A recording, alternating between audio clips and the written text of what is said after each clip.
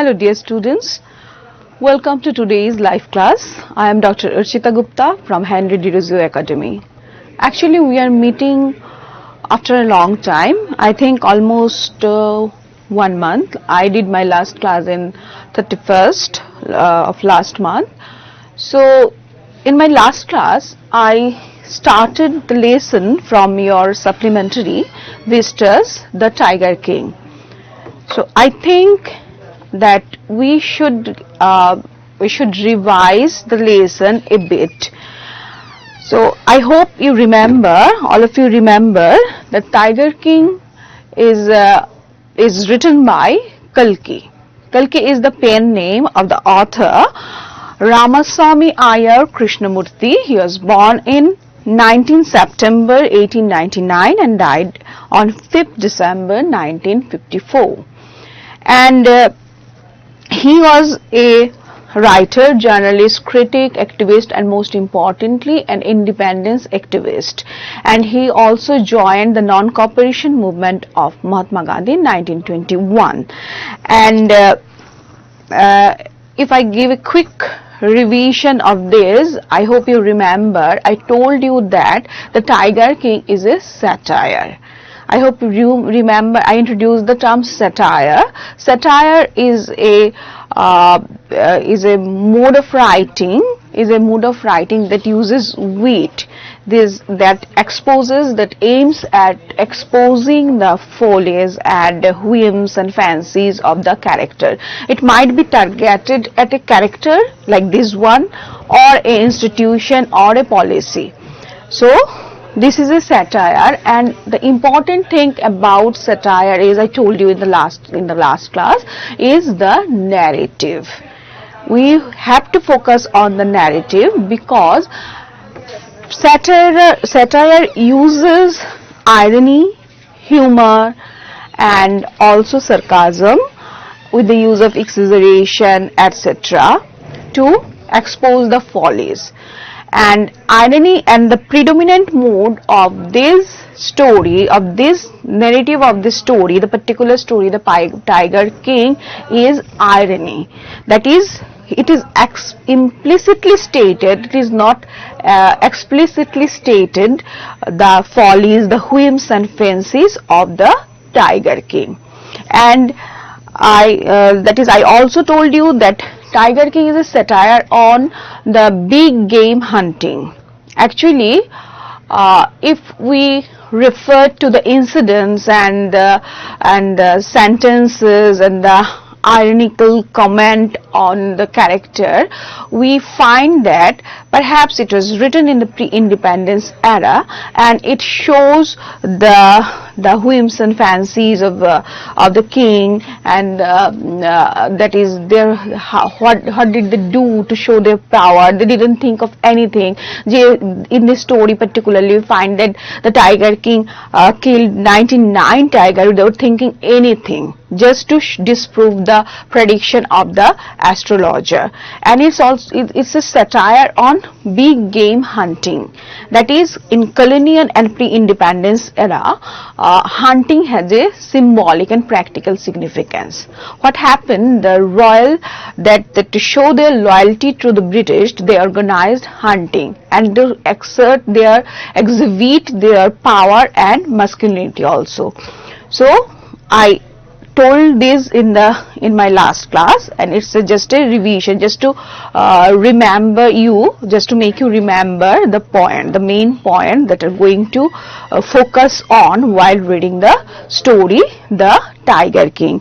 And I told you another thing, that this satire is different from comic.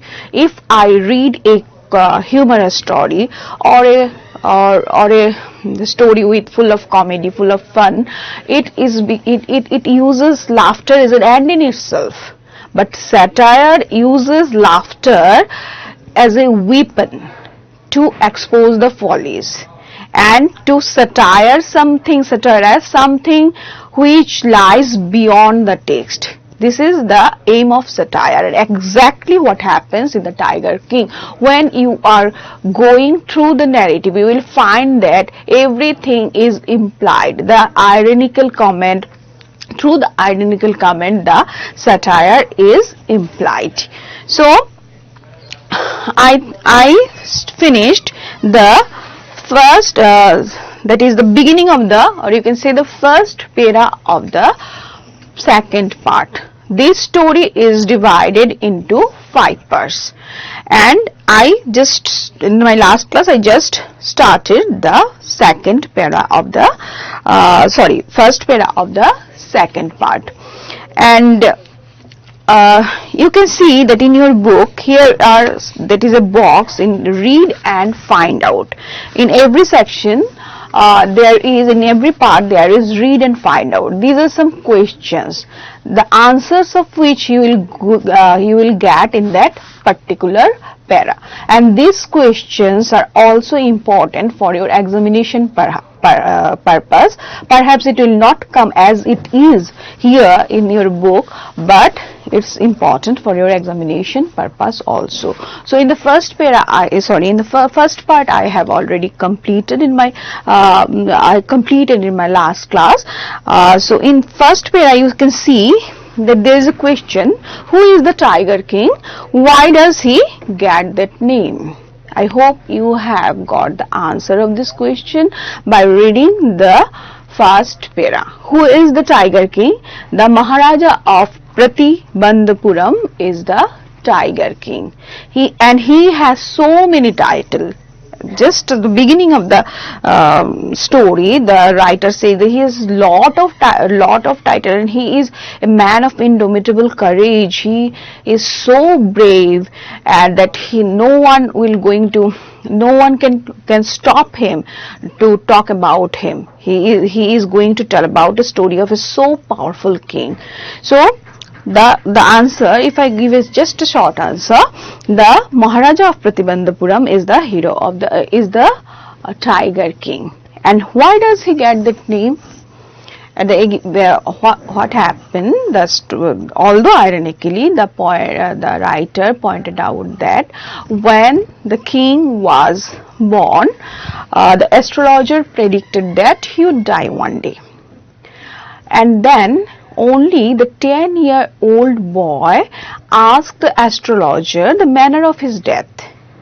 Then the astrologer predicted that, then the astrologer said that the tiger would be the reason of his death. He would die because of a tiger.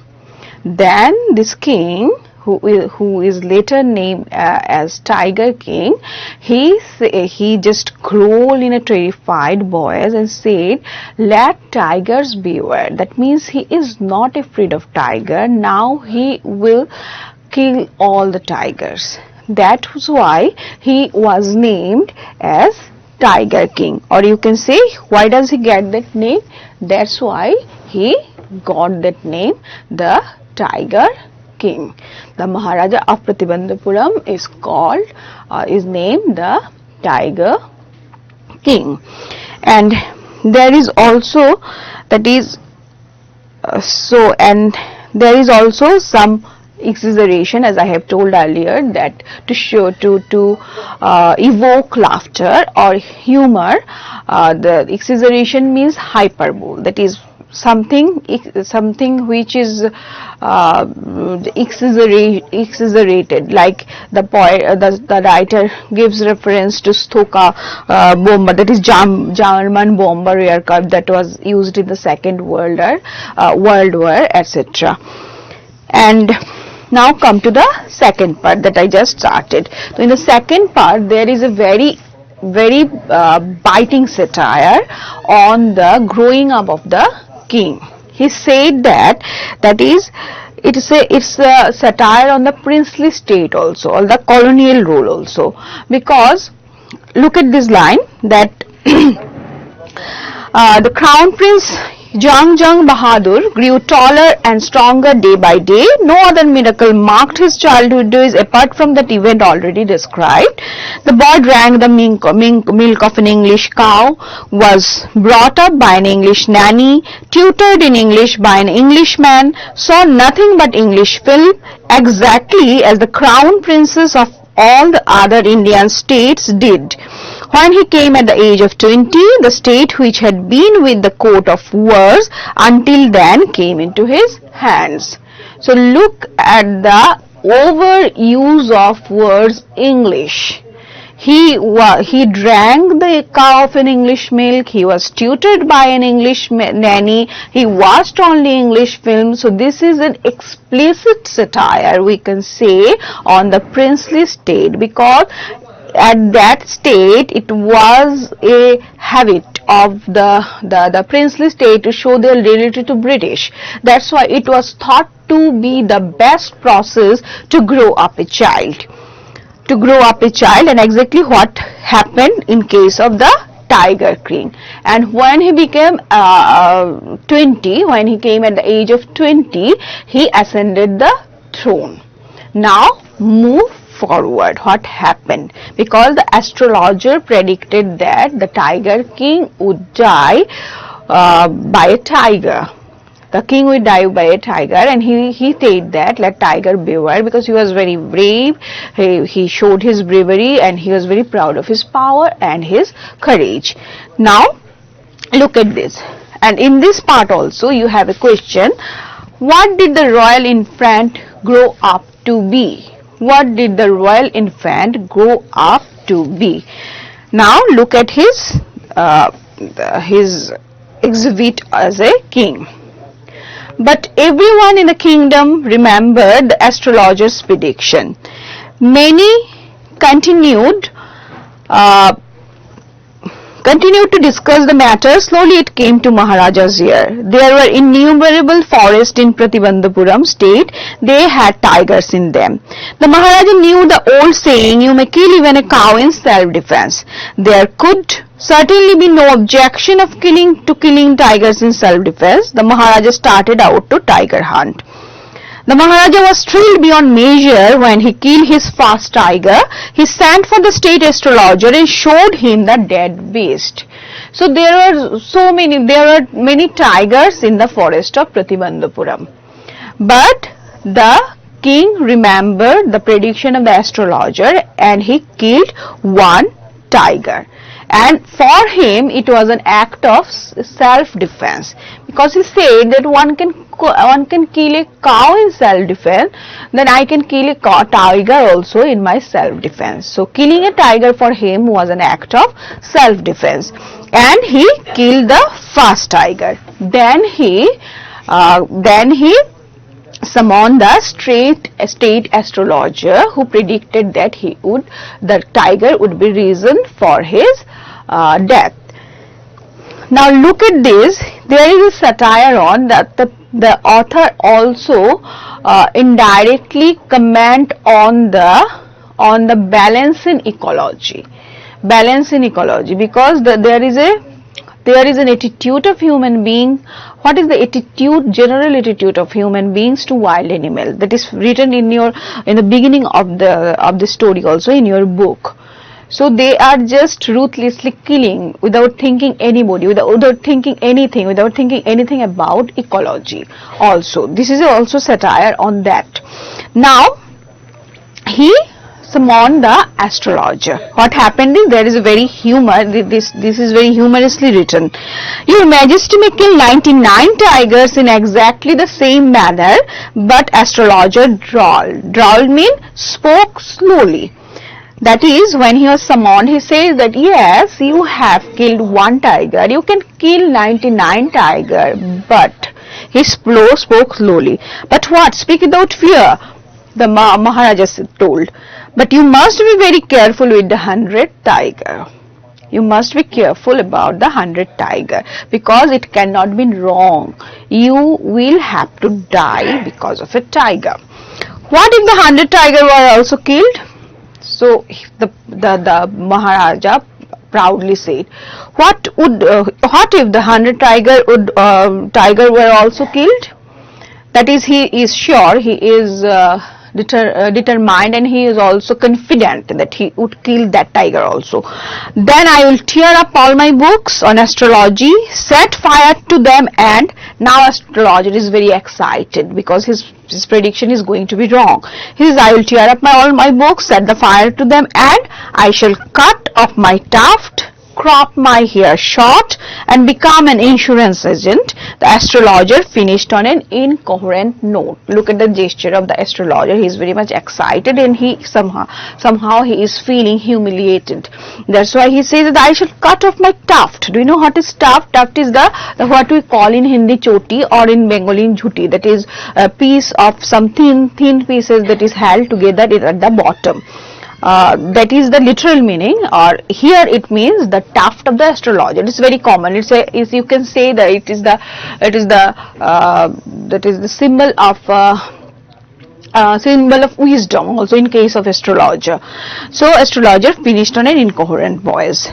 Now from that day onwards it was celebration. Now come to the third. So here astrologer said that my prediction cannot be wrong. Then I will cut off my tuft, cut my hair short, and become an insurance agent. Perhaps insurance agent was a common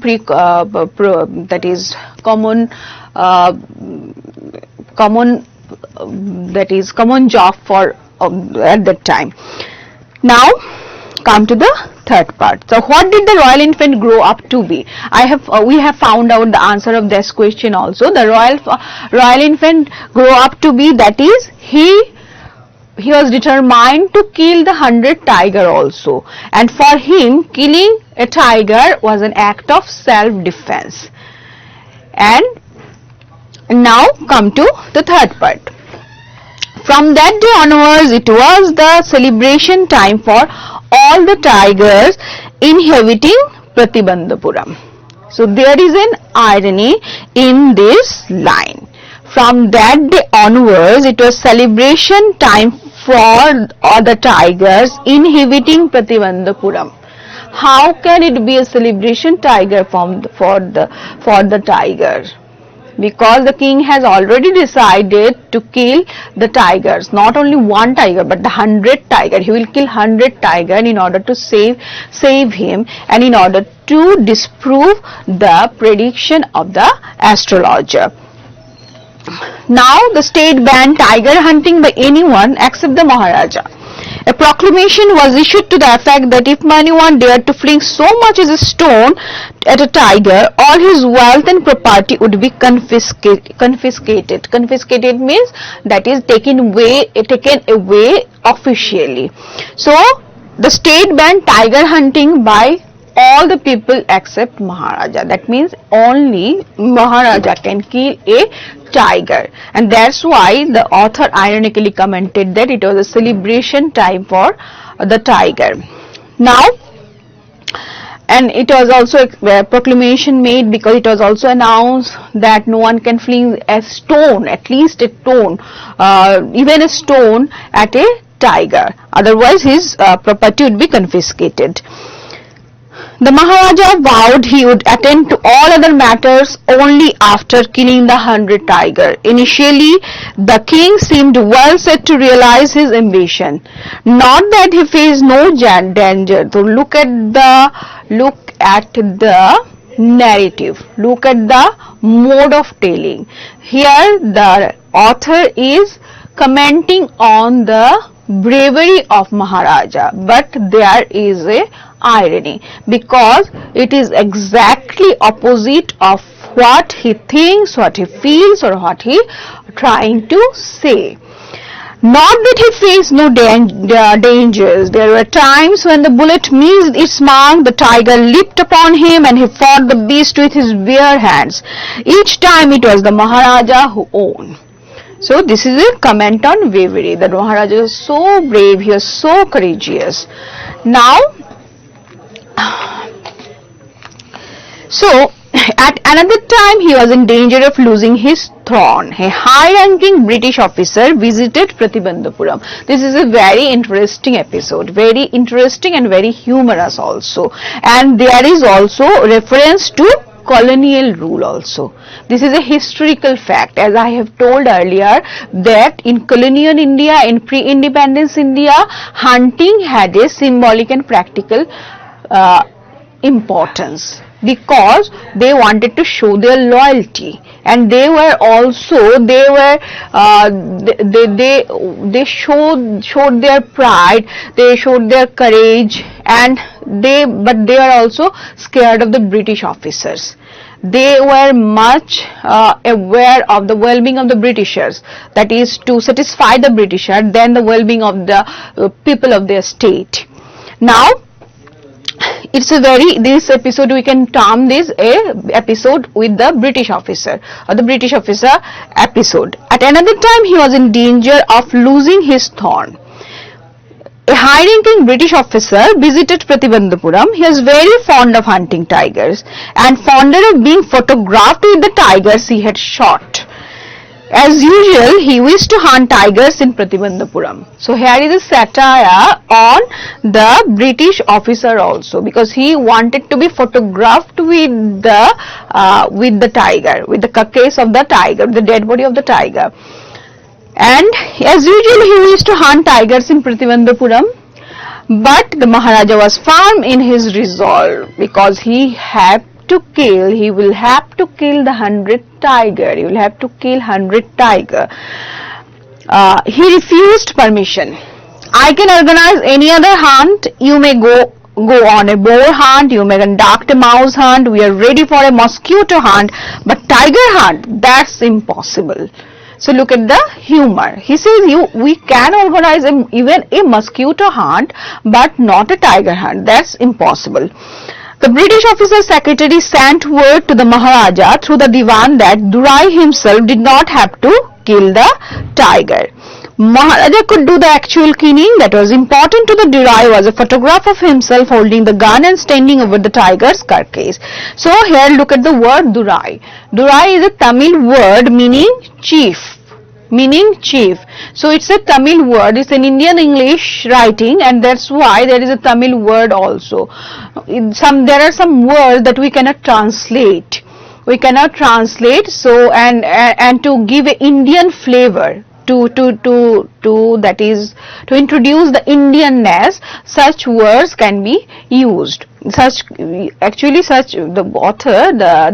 author or the story writer can use such words. Now Durai is the Tamil word meaning chief. So he said that the secretary came and said that Durai, you can kill the tiger, and he just want to be photographed with the carcass. But Maharaja wouldn't agree even to this proposal. If he relented now, what will he do if other British officer turned up for tiger hunts? So he didn't agree, because he didn't want to show any kind of relaxation, because he was a king. He wanted to show his power. So he says, because he prevented the British officer from fulfilling his desire, the Maharaja stood in danger of losing his kingdom itself. As I have told, the loyalty to British officer, they wanted to please the British officer, but Maharaja was in such a situation that he couldn't permit even the British officer to kill a tiger. So then he thought that he prevented British officer from fulfilling his desire, then he stood in danger of losing his kingdom itself. Then what happened is very interesting. The Maharaja and the Diwan had deliberations over the issue. So it's a very serious issue. He might lose his kingdom. As a result, a telegram was dispatched forthwith to a famous British company of jewelers in Calcutta. Send samples of expensive diamond rings of different designs. Some 50 rings arrived. So they had a plan to satisfy the British officer. They sent a telegram to a famous jewelry company of Calcutta, and they told them to send 50 rings. The Maharaja sent the whole lot to the British officer's good lady. Now there was a way to please the British officer by pleasing his wife, the good lady. He sent all the 50 rings, the king and the minister expected the Durai Sani, that is the female for Durai Sani, to choose 1 or 2 rings and send the rest back. So they thought that the wife of the British officer would choose only 1 or 2 rings and send the other. Within no time at all, the Durai Sani sent her reply, "Thank you very much for your gifts." Thank you very much. So she was very pleased for her gifts. In 2 days, a bill for 3 lakh of rupees came from the British jewelers. The Maharaja was happy that though he had lost 3 lakh of rupees, he had managed to retain his kingdom. Then a bill came of 3 lakhs. So what happened? They thought that Durai Sani, that is the wife of the British officer, would choose 1 or 2 rings and send the others. But she had kept all the rings, and a bill of 3 lakhs came. But the Maharaja was happy, because at least it had saved his kingdom.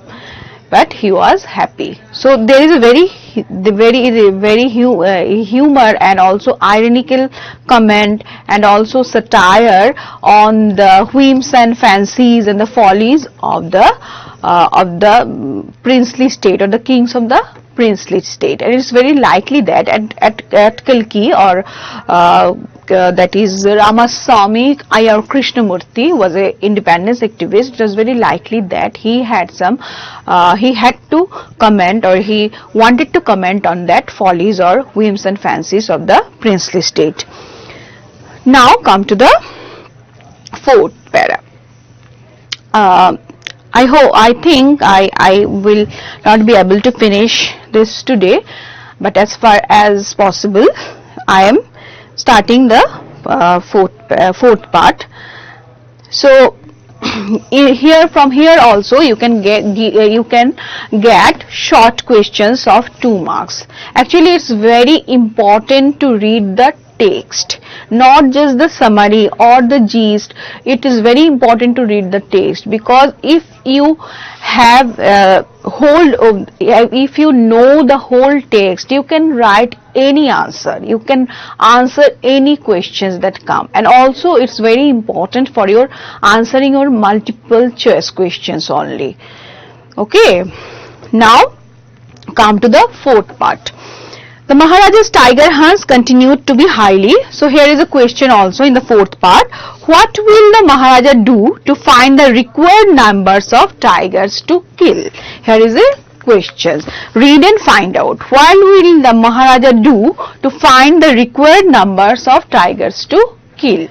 We will get the answer to this question in the 4th part. What happened? There is a reference to marriage of Maharaja. What did he do to get to find the required number of tigers to kill? Because he married a princess from a state which has so many tigers. So that was a way to find the required number of tiger for the Maharaja. So we will continue this story in my next class, that is tomorrow. Thank you very much. That's all for today.